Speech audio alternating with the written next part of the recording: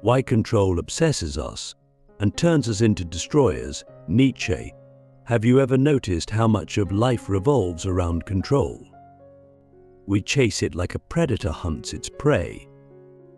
We want to control our time, our health, our image, our relationships, our futures.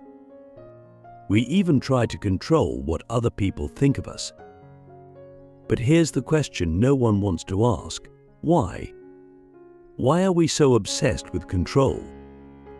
And more disturbingly, why does this obsession so often turn us into destroyers of the very things we claim to love? Let's start with something simple. Imagine holding a handful of sand. The tighter you squeeze, the more it slips through your fingers. That's control. The more we try to dominate reality, to force it into fixed shapes, the more it resists us, or worse, breaks under the pressure. Relationships collapse when we try to control our partners. Creativity dies when we try to control every outcome. Peace dissolves when we try to control the future. And yet, we keep doing it. Why? Click subscribe to this channel to get more profound insights. Friedrich Nietzsche believed that the will to control the will to power is not just some side effect of human psychology. It is the core of human existence. But here's the twist. Nietzsche didn't see power as domination over others. Not at first. He saw it as the raw, vital energy of life asserting itself. A plant growing toward the sun is expressing power. A child asking why is expressing power. But somewhere along the way, this primal impulse mutates. It gets corrupted. We stop expressing and start suppressing. We stop growing and start grasping. We stop being creators and become controllers. This is where things get dark. Because when we can't control ourselves, we try to control the world. Control becomes a substitute for inner strength. Instead of facing our fears, we try to eliminate uncertainty. Instead of embracing change, we try to freeze time. And when people or situations don't fit into our plans, we don't adapt, we destroy. Think about history. How many wars have been fought, not over survival, but over control?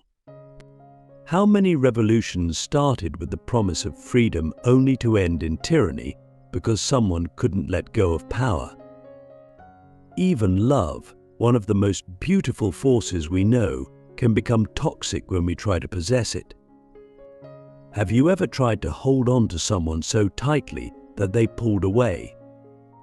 Have you ever tried to control how someone feels about you, only to lose them completely? Now, let's zoom in. Let's talk about you. How many times have you sabotaged your own peace because things didn't go your way?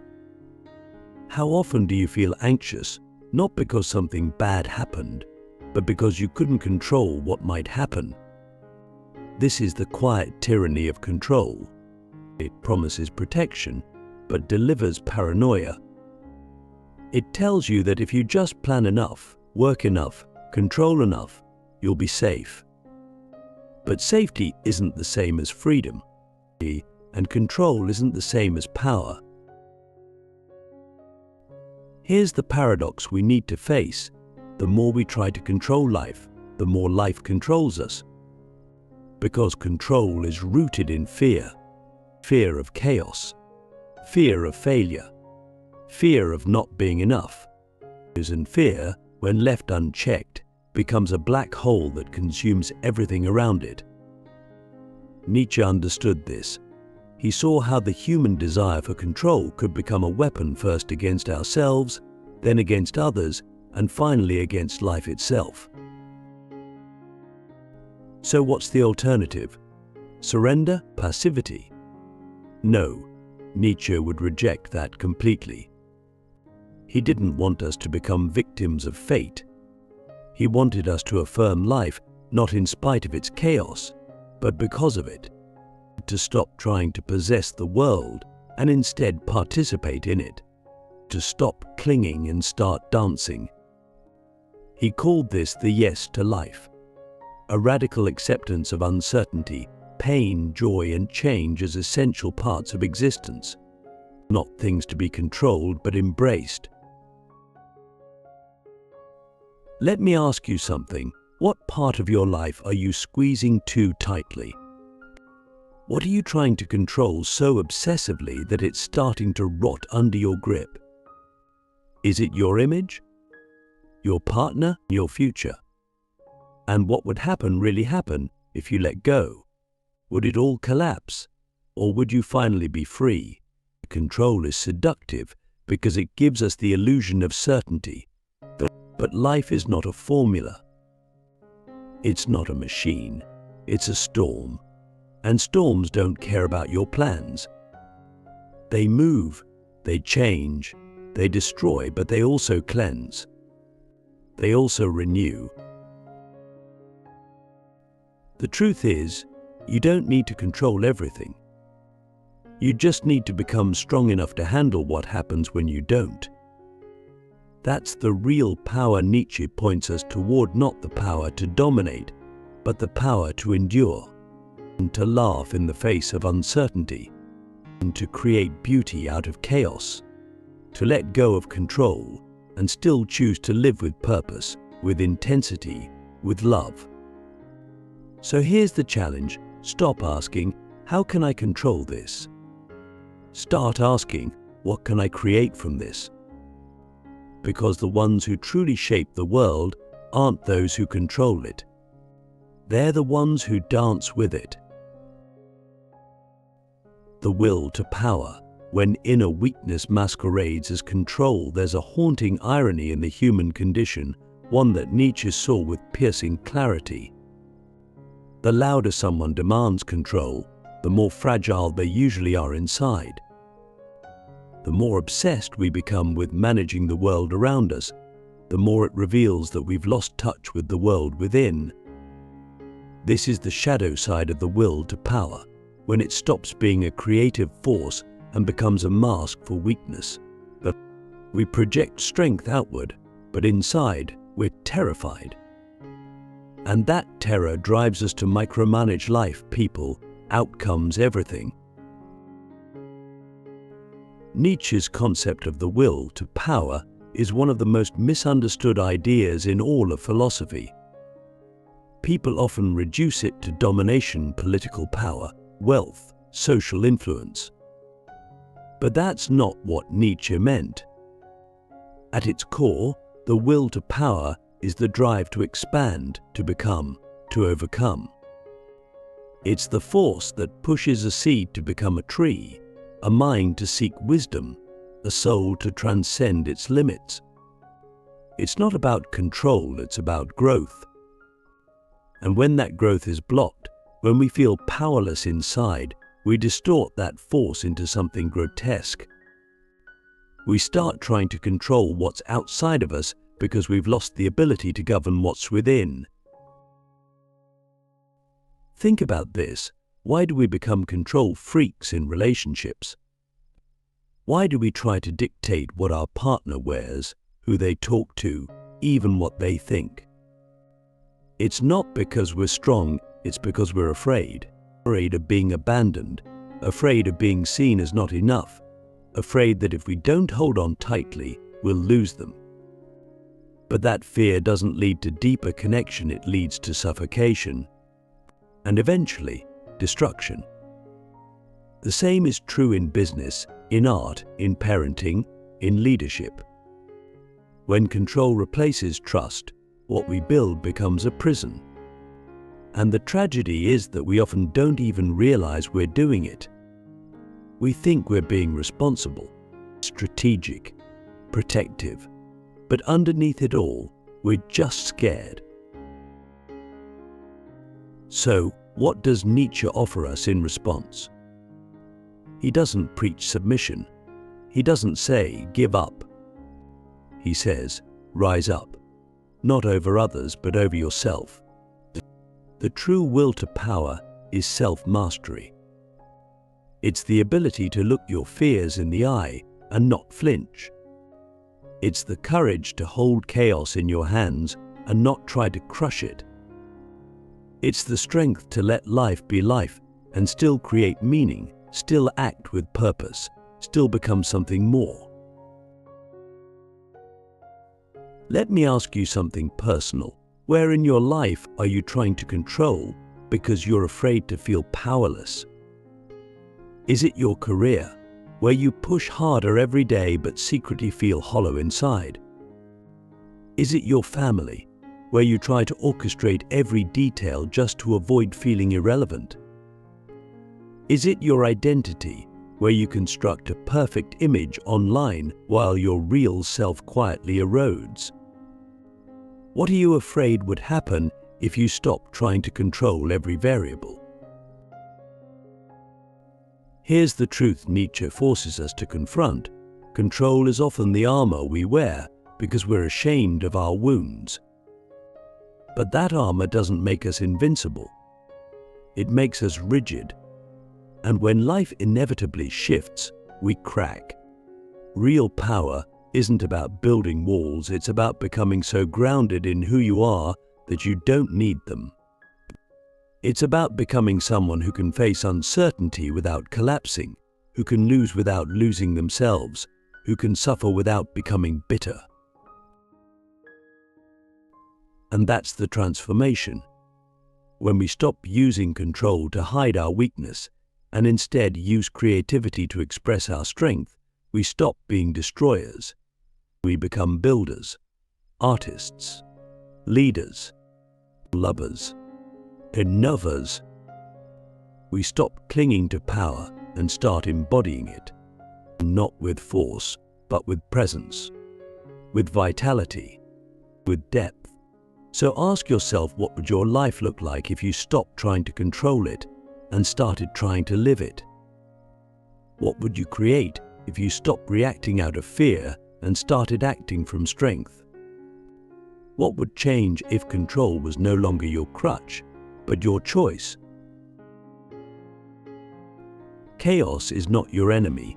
Reclaiming power by letting go, we've been trained, almost from birth, to fear chaos, and to see it as the great enemy of order, safety, and control.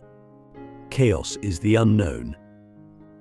It's the unpredictable force that can tear apart our plans, undo our progress, and shatter the structures we built to feel secure.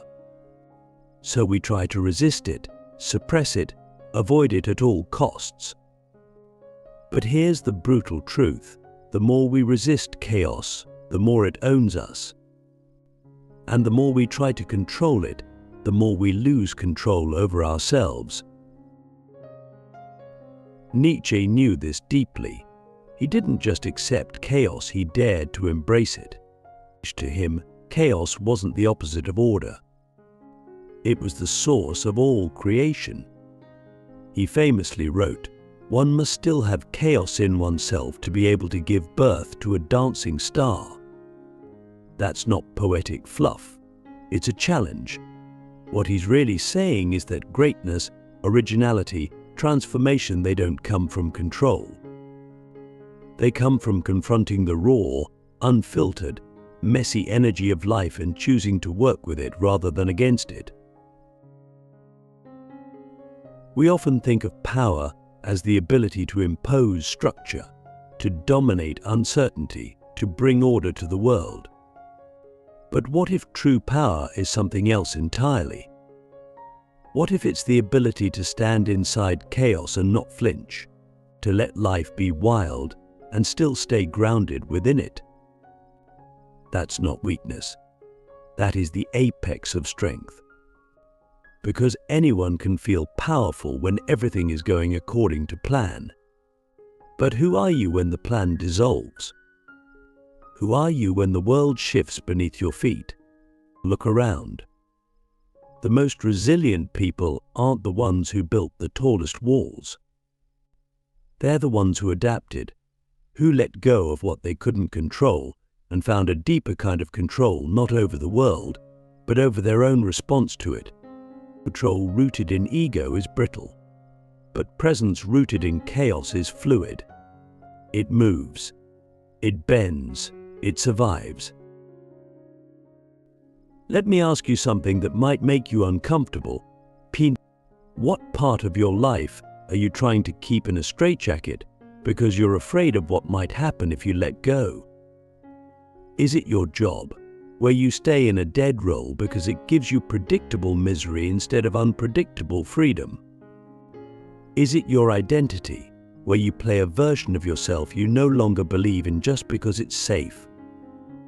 Is it your emotions, where you bottle everything up because you're terrified of what you might feel if you actually open the floodgates? Here's the hard truth. The longer you try to freeze life, the more life will fight back. Because life is chaos. It's not a problem to be solved, it's a process to be lived. And if you're constantly trying to control it, you're not living. You're managing.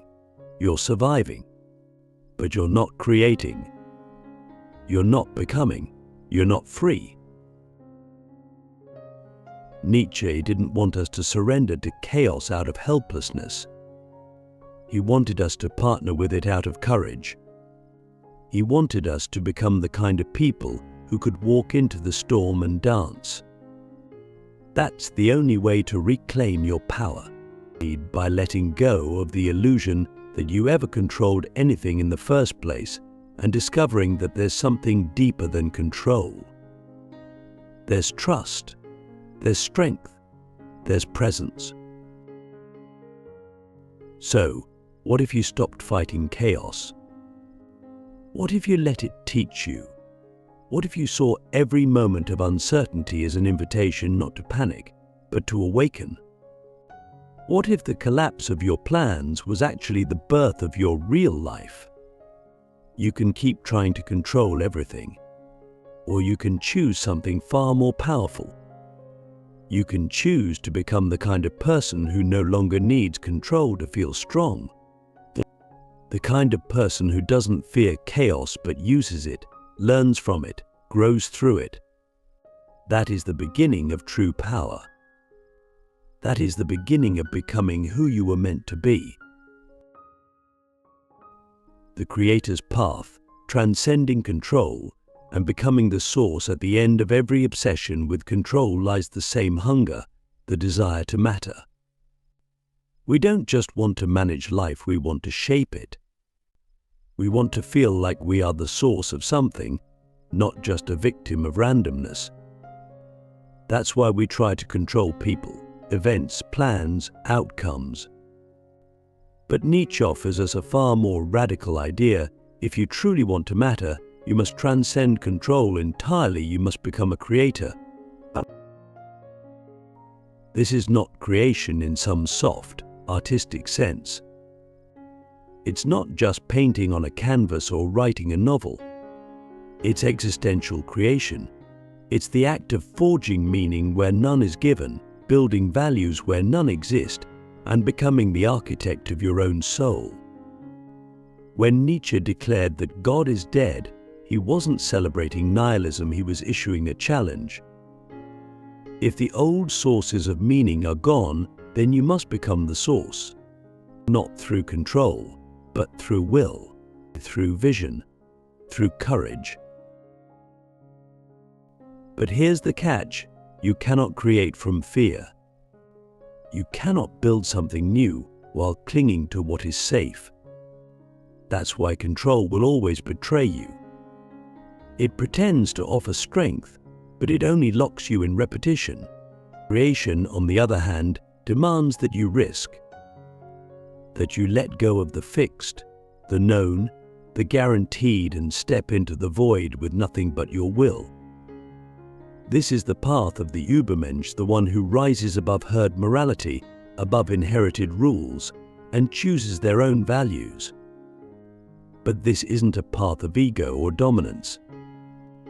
It's a path of responsibility, because once you stop blaming the world for what it didn't give you, you realize that everything is now in your hands. You are the source. And that is both terrifying and liberating. Let me ask you something only you can answer. What are you waiting for permission to do? What dream, what truth, what voice inside you are you silencing because it doesn't fit the structure you built to feel in control? And what would happen if you let it out not recklessly, but intentionally as an act of creation? What if you became the kind of person who doesn't just react to life, but shapes it? This is not an easy path. It's not clean, it's not safe, but it is the only path that leads to freedom. Because once you become a creator, you no longer need to control the world, you become your own world. You speak with your own voice. You live by your own code. And suddenly, the chaos outside no longer feels like a threat. It feels like a canvas, a wilderness, a raw, living medium through which your will expresses itself.